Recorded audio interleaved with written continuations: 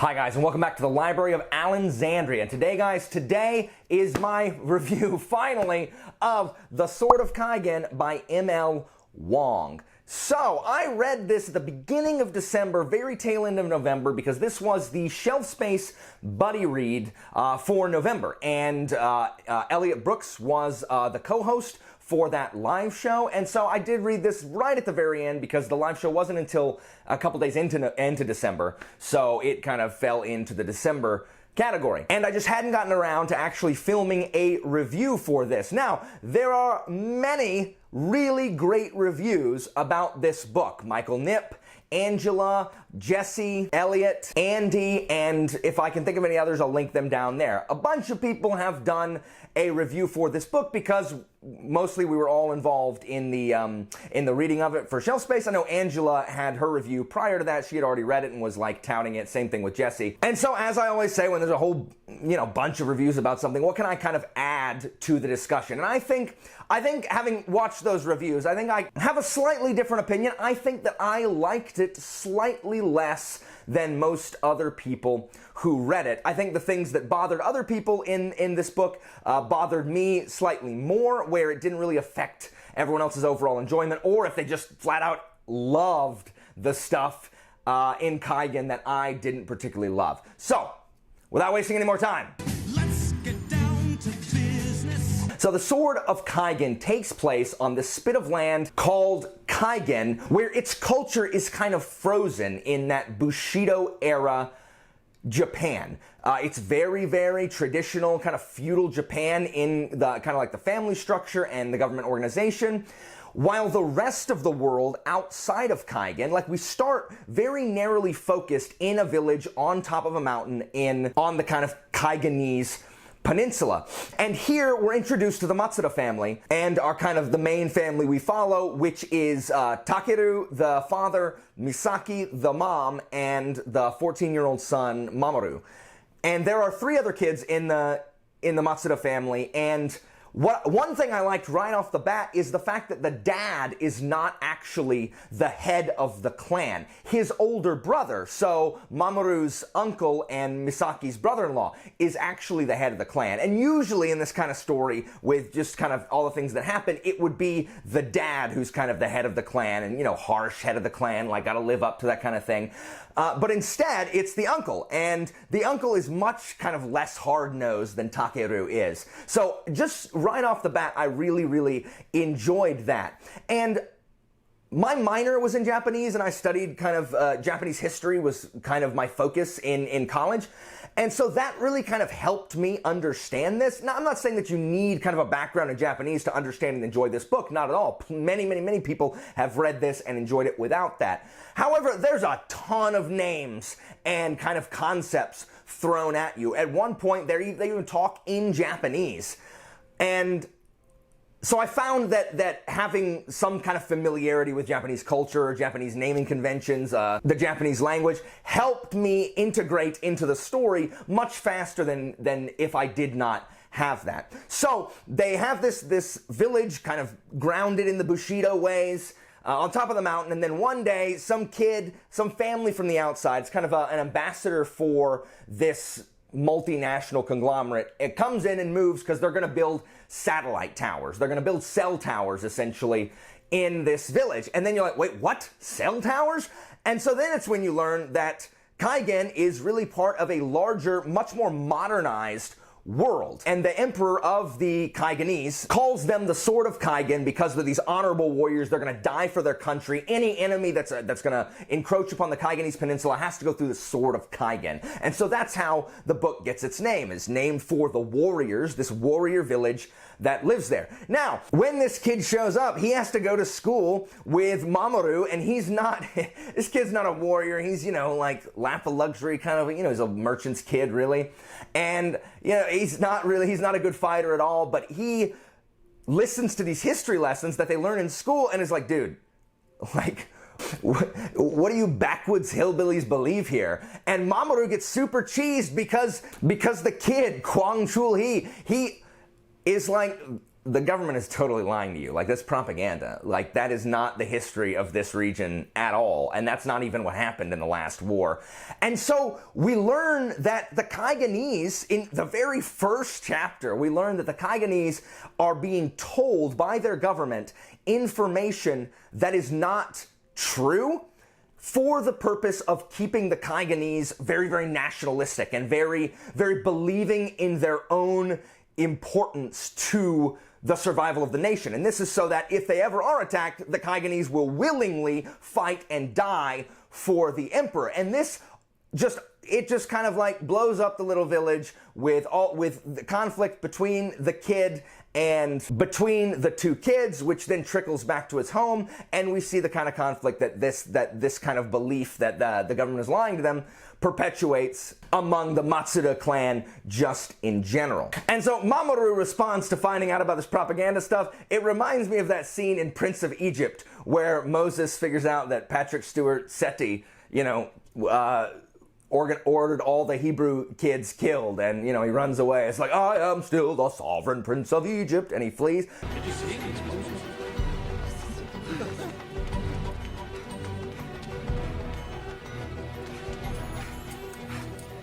That's like Mamoru's reaction. He's like, no! And he like runs around and looks at hieroglyphics.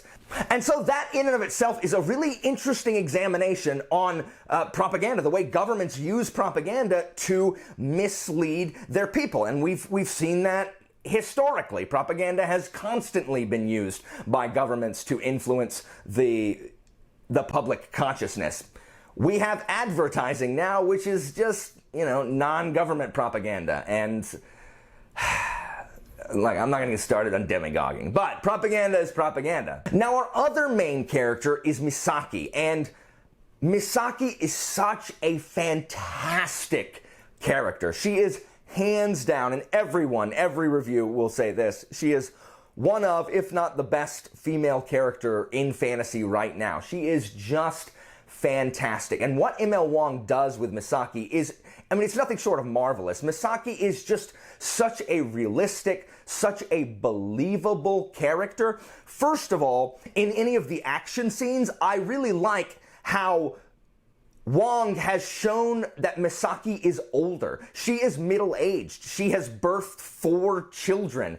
And so when she is fighting, she has all these aches and pains and can't do things that she used to be able to, and struggles with just the ravages that time works on one's body. And so Misaki's job is to stay at home and raise the children because she is in this very traditional Japanese family. And Misaki's story is just, it's just so moving and heartbreaking and powerful. Misaki did not have the traditional Kaigenese upbringing. We learned that she was actually schooled in a foreign international school that was much more modernized. So she didn't have that traditional Kaigenese upbringing, but she, for the good of her family, returned back to Kaigen after leaving her friends there, her maybe like schoolyard crush there, when her like high school crush, whatever, and she comes back and she marries into really the most powerful of the Kaigenese clans, and she does it for duty. And this is part of what is so hard to read, but at the same time just so well done and so moving about Misaki's story, is that this book doesn't make any of the decisions you want it to, any of the decisions that you expect it to, because it is so deeply grounded in Japanese culture. Misaki is in a loveless marriage with Takeru, who does not show affection to either her or his children. His male children are supposed to grow up to be warriors, to kind of inherit the bloodline power, mystical arcane power that's passed down. He is cold and unfeeling and cruel at times, and you're just screaming for her to like leave his sorry self or stand up. And time again, she squelches her needs. She squelches what she wants to say, what she wants to ask Takeru for, because this is the tradition of the Bushido feudal Japan. it just wasn't done. Women did not speak out against their husband. They did not disrespect the family. That is her role. And so to see Misaki, despite what she's thinking, maintain the role as a dutiful and honorable member of the Matsuda clan and of her own clan, whom she's representing in this marriage, is just like, it's so well written because that's how it would be, but you're just like, Misaki, Takeru's a douchebag. And Takeru, he is just a giant douche. And it's just so interesting to watch his and her relationship with Mamoru, with the other three kids. Misaki's story is just one of grief. We see the pains and joys of motherhood, the pain and joy of childbirth, of kind of the pressure of that society for the women to birth sons, and the pressure to be obedient and to adhere to those traditional family roles. It's sometimes hard to read at times because Misaki is this very strong, independent woman that we get from those flashbacks that we see with her at school. And she just isn't allowed to kind of flourish there, but she does what she is supposed to, and she does what is going to make her obedient. This is where the book begins. So for the first 150 pages or so, it was fine. It was just kind of exploring the little village, the little Kaigenese / Japanese village. And then we get the first flashback chapter of Misaki's kind of childhood at school. And this is where I think Kaigen makes its first misstep. That first 150 pages, it was fine. I'd heard such good things about this book. It was nothing special. It was fine. I didn't love it. It was just kind of slow and felt just... the writing didn't feel super great. But the real first thing I did not like was this flashback chapter to Misaki. So, this is Wang's first adult novel. She had written other books in what's called the Theonite Saga, which are these young adult novels that follow some of the children of the characters in Kaigen. That Kaigen wasn't written yet, Kaigen was written last, and they all attend this school that Misaki attended, this, kind of international boarding school. And so a lot of Kaigen feels like it was written to make sure, as a prequel to these other books. And every time it does that, every time it feels like a prequel and not a standalone novel, I think Wang misses the mark. The tone and atmosphere and everything when we hit that first flashback chapter is just like, it's so freaking jarring. It is, and I've said it before, every time you hear me talk about Kaigen, it feels like a CW superhero show. Like, her crush is this, is this vigilante named Firebird, and he can, shoot fire, and I'm gonna talk about the magic system in a second, and they just rough up mobsters. And I'm just like, what is this? It's modern day, and they got their cell phones and GPS, and they're using all these devices, which we see some of that in Kaigen, but it's just like, what is going on, and what on earth does this have to do with a story being told on Kaigen? The answer is nothing. The answer is just to show, I appreciate that it shows Misaki kind of much more of a free spirit, not listening to anybody, kind of a rebel at school. That's fine, because that's a good contrast to have with the woman that she is now, or the role that she plays now. But all of this stuff and her boo Robin just feels so just tacked on and unnecessary, and I didn't like it at all. That chapter, because that first flashback chapter is it's like 60 pages long. It's really long, and I just didn't care. And if it had not been for it being the shelf space buddy read, I might have put it down with that, because the tonal variety just blew my mind.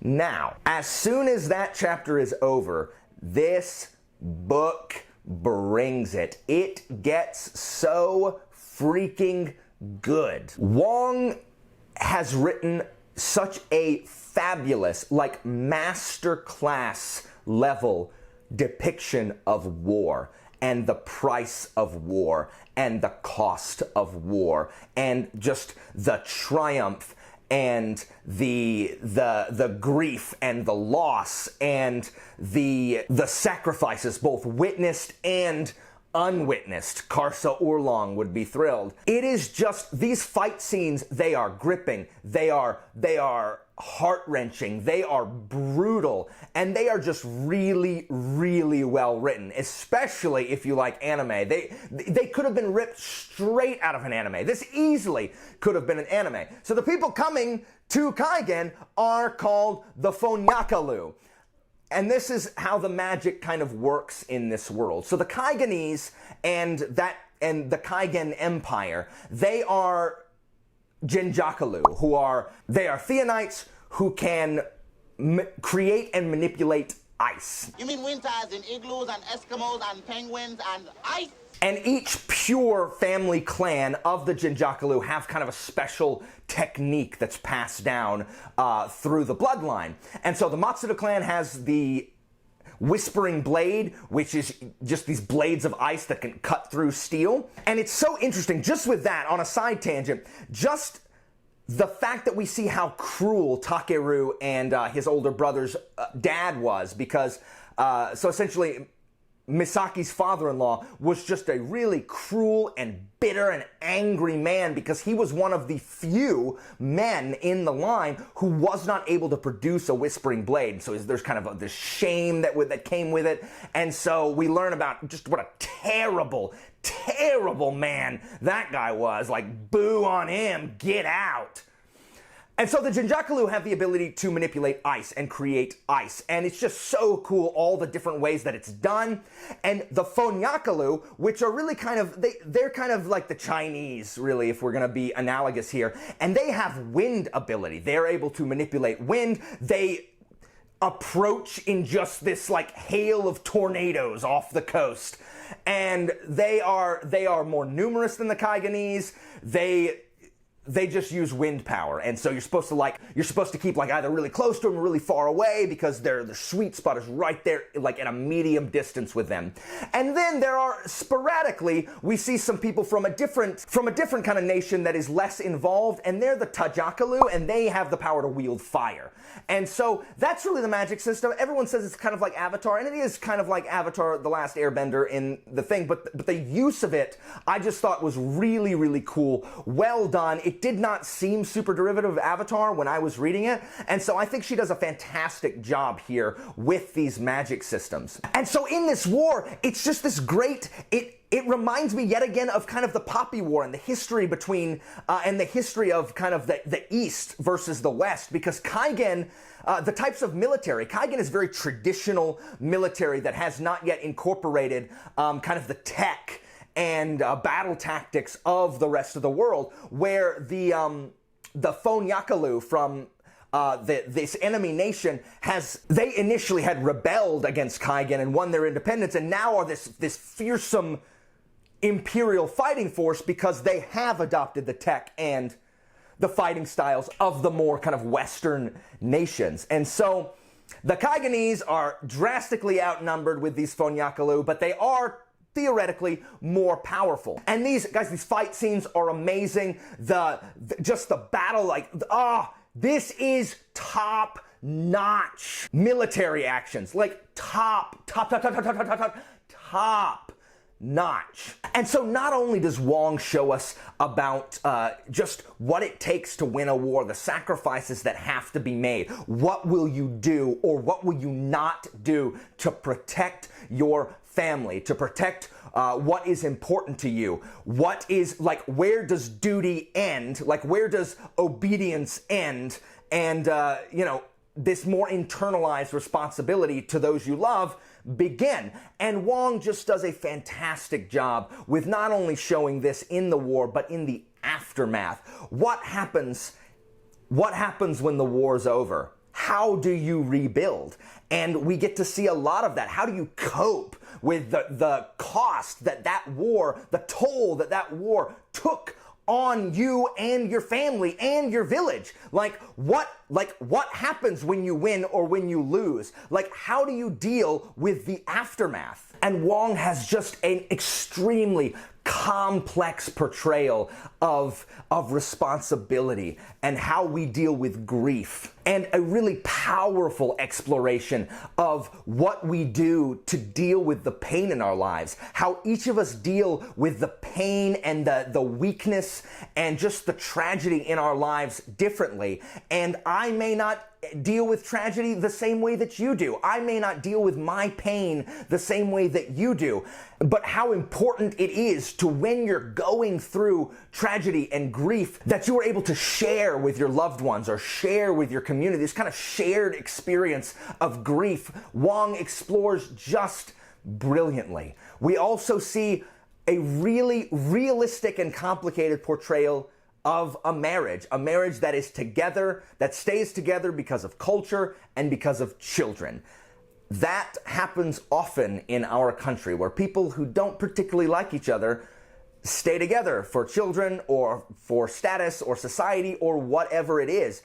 Wang explores this just masterfully as well. She talks about the lengths we'll go to hide from our responsibility. What may begin as something small eventually turns into so many. You've made so many wrong choices that how do you turn back from that? And it's just, guys, it is so freaking good. From the chapter after the flashback for the next 300 freaking pages, it is just so good. There is a chapter called The Duel, and the Duel chapter it was so moving. Other people had cried in this book prior to that. The tears came to my eyes in the Duel chapter, and if you've read it, the Duel chapter, it may be one of my favorite chapters I read all year. It was so good and so powerful and so moving that tears came to my eyes. And you know what? With what is said at the end of the Duel chapter, the way it ends, I would have been happy ending the book right there. Yes, there would have been some aftermath stuff that we would have missed, but I think personally, this segment is brought to you by Alan Fix's books. I would have ended it there, and I would have been so happy, because it was just such a good place to end. And then the book kept going, and it's fine, because there was a lot of stuff about, the aftermath stuff that I've talked about. But the further it got from there, the more it was like, okay, what does this have to do with anything that happened? And we see once again Wang trying to tie it into the larger world. Guys, it happens, and you see it coming and you're just like, no, come on, Wang, end the book. And then the last chapter, guys, it's so long and it serves no purpose. Literally, guys, the last chapter of this book serves no purpose other than to link this book with the books that were written earlier that take place later in the timeline. It felt so tacked on and so unnecessary. It totally pulled me out of the world that I had been just enjoying, and I realized that, I'm reading a book that needs to tie into this. And the parts that link with the outside world, the parts that serve to set up these other books that she's not even continuing, that she's decided she's not even continuing, they really diminished my enjoyment of the book, to where, guys, if they had not been there, if it had just been Kaigen, if we had just heard the story of Kaigen, this would be easily in my top 5 books of last year, if not all time. So good. But there's 200 pages of, well, not really, but it's 150 pages of stuff that is just so jarring to me.